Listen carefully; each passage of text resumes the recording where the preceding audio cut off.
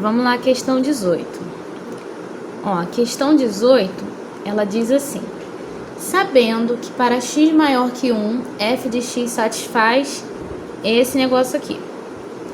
X menos 1 ao quadrado é menor que x ao quadrado menos 1 vezes f de x, que é menor que x mais 1 ao quadrado. Calcule o limite do f de x quando x vai para o mais infinito. Então, qual é a tentação aqui? A gente lembra, né, o teorema do confronto é esse desenho aqui para demonstrar, tem gente que fala até teorema do sanduíche, que é quando tem uma função em cima e uma embaixo. Uma está sempre por cima e outra sempre por baixo. Para o infinito, ou de repente para algum outro ponto, a gente pode usar o teorema do confronto para dizer que o limite dela é o próprio valor do limite das outras duas.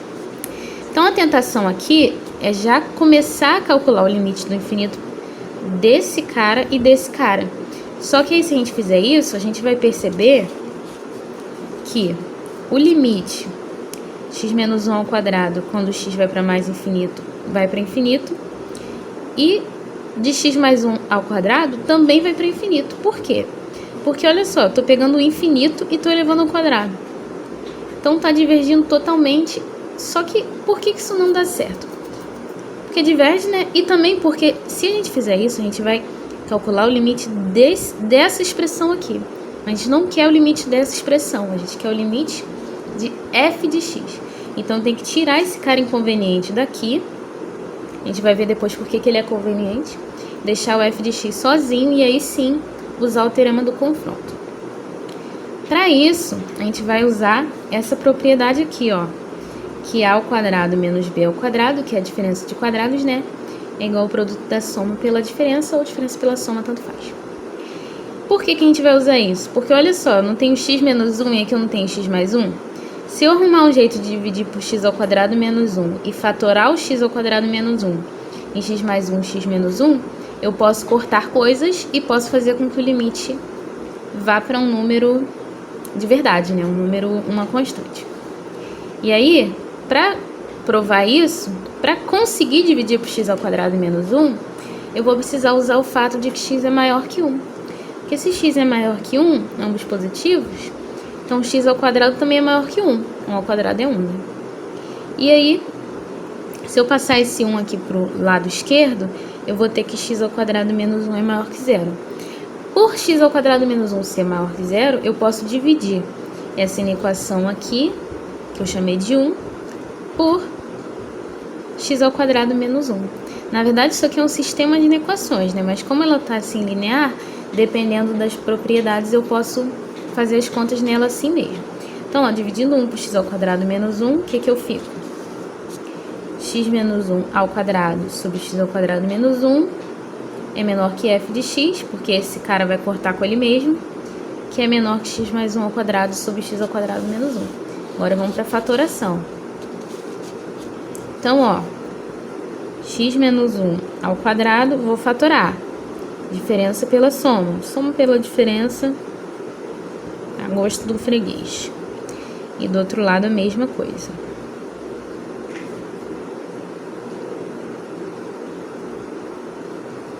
Ó quem vai cancelar, ó. Eu tenho x menos 1 aqui e eu tenho 2x menos 1 multiplicando aqui. Então, posso cancelar esse com esse quadrado. E do lado direito a mesma coisa, só que no outro cara, né? Eu tenho x mais 1 aqui, aqui eu tenho 2x mais 1 multiplicando, cancelei 1. Como que ficou? F de x está entre quem? Do lado esquerdo eu tenho x menos 1 sobre x mais 1. E do lado direito, x mais 1 sobre x menos 1. Agora eu tenho que torcer para esses dois limites irem para o mesmo local, no mesmo valor, e aí o teorema do confronto já vai me dizer para onde vai o f de x. O limite, né? Então, ó, vamos calcular esses limites. Já coloquei até aqui a estrutura. Do lado esquerdo, limite inferior, seu limite, quando estiver para mais infinito, dessa divisão aqui. Então, o que eu vou fazer? Aquele jeito tradicional de calcular limite no infinito. Vou dividir pela maior potência. Então, ó, eu vou dividir em cima e embaixo por x. X dividido por x, 1. 1 dividido por x, 1 sobre x. dividido por x1, mais a mesma coisa, 1 dividido por x, 1 sobre x. Olha só, para que fazer isso? Porque 1 sobre x, quando x é infinito, vai para zero. Então, esse aqui foi para zero e esse aqui foi para zero também, com 1 sobre 1, que deu 1. Tá, estamos indo bem. Vamos ver agora se o outro também vai para 1. A gente sabe que vai, né? Mas vamos fazer um suspense. Então, fica x mais 1 sobre x menos 1, que é quem está aqui do lado direito. Vamos fazer a mesmíssima coisa. É o limite de quando x vai para infinito. Vou dividir por x, 1 mais 1 sobre x. Embaixo, 1 menos 1 sobre x. Esse foi para zero, esse foi para zero. 1 sobre 1, 1. Ótimo. Portanto, pelo teorema do confronto, podemos afirmar que o limite, quando x vai para infinito, de f de x, que está sempre entre esses dois, vai para 1. Dependendo do professor, se você está fazendo um trabalho, está provando isso para alguém com muita autoridade, você tem que enunciar o teorema do confronto. Mas, só para tirar essa dúvida, é só se ligar nisso. O f, quando está entre as funções e vão para o mesmo lugar, então ela vai para o mesmo lugar.